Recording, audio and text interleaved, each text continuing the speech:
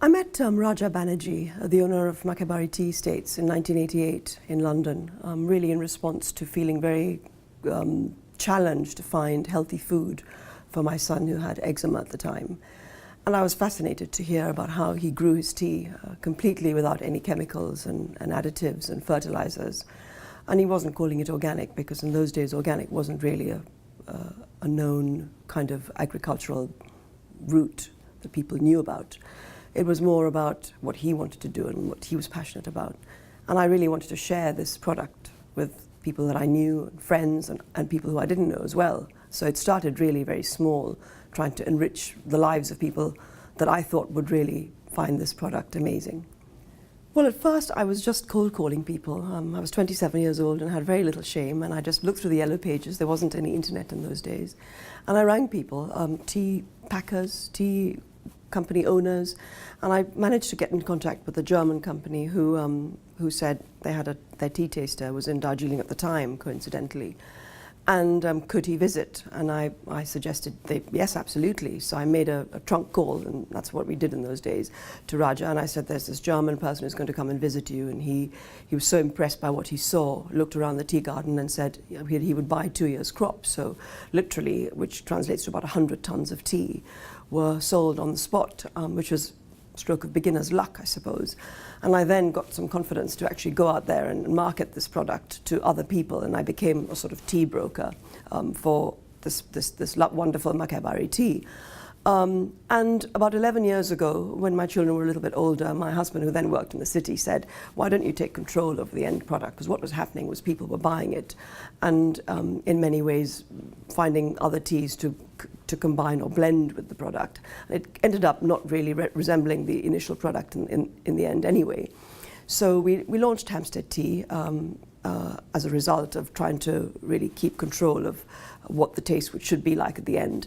And the brand was born then, and children were a little bit older, had a bit more time, and that's how Hampstead Tea started. So we registered the name in 1995. Actually, in those days, you could still register regional names, which is much harder now. And my husband said, look, here's £50,000. You know, it was a lot of money in those days. And I was very fortunate to have that access to that kind of money. And we bought some tea. We bought 5 chests of tea. They arrived by air, and we took them into the kitchen and packed them one by one in these green, really old-fashioned block-bottom bags with labels front and back. So invested very little money in smart things like design and market research and all the wonderful things that people do these days. And just really put the product out there, went along to different retailers, health food stores. There was a little postman in Camden Town who was very kind. He bought lots of tea from me. I don't know who he sold it to or where he sold it, but it was brilliant. And then we put the product into the Organic Food Awards that year, and Prince Charles happened to be giving away the award. And it got lots of press. We were in the U magazine, and it was very exciting for us because we were so small and so new. Again, another stroke of early kind of beginner's luck, I guess. But in the end, really, what we decided was that we would really have to make this a bit more of a professional outfit. So the money that we got was very useful, but it had to be match funded by the bank because we needed to grow. We needed to buy different products, and we needed to really get it into distribution properly mainstream, not supermarkets, but independents. There are always challenges, whether you have a job or whether you run a business. But I think when you run a business, one of the big problems is having to do it on your own, and there is no textbook.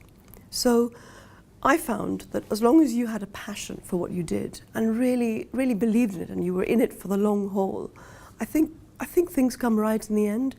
My worry is when people want to do things for a get-rich-quick idea. I'm not sure that that's such a good thing or that's so easy to do. I think that's much harder.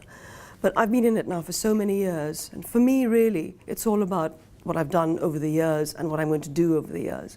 I don't think about it in year bite-sized times. So I think you've got to really think about what gets you going in the morning, what gets you up, and then the challenges get overcome fairly simply. One of our major challenges was design. I was very conservative about design, and I thought it was a superficial thing. And I had to really get over some of those issues that I personally had.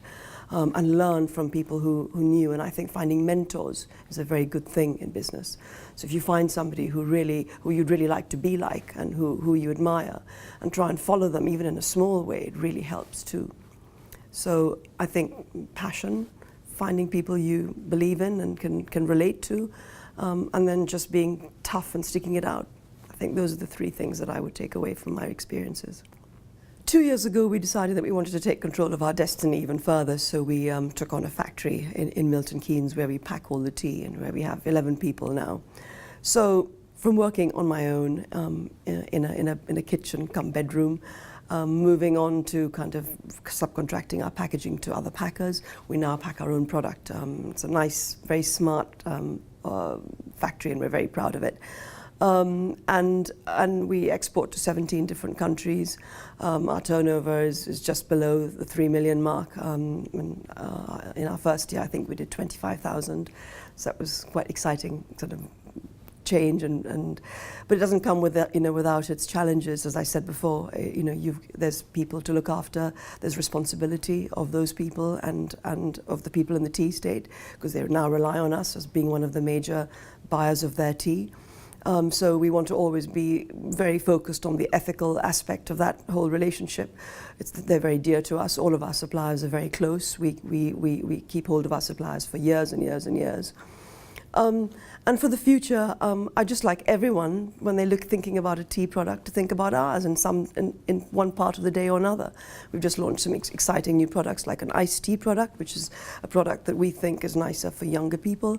We really want to integrate our product with everyone's lives, and we believe that we can do it in a sustainable and in an ethical way, and that's our big challenge and our big joy.